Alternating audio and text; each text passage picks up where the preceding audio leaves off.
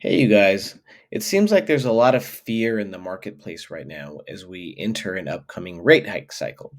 So I pulled together some data that shows the effect of Fed rate increases on the stock market. If you find this kind of information valuable, please hit that subscribe button and that like button. So, do higher interest rates equal lower stock prices? Not so fast. Theoretically, if all things stay equal, higher interest rates should lead to lower stock prices as you discount future cash flows with a higher interest rate. Historically, however, higher interest rates can actually be more closely associated with higher stock prices. The Fed typically raises rates when the economy is doing well. As you guys know, cutting rates is a tool the Fed uses to jumpstart the economy. Since 1954, there have been 13 rate hike cycles. The S&P 500 moved up during 11 of these rate hike cycles. The median gain was 14%, and that's excluding dividends. So let's take a look at the 13 rate hike cycles since 1954.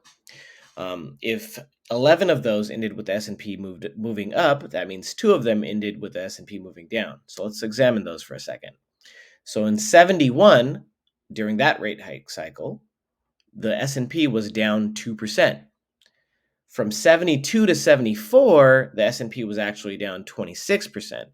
But it should be noted that that coincided with the oil embargo that actually pulled our country into a recession. So here's the net takeaway.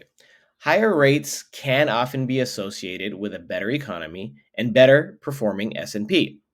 There can be temporary market disruptions and sector rotations, as we've seen recently, but overall, things have worked out in the long run historically.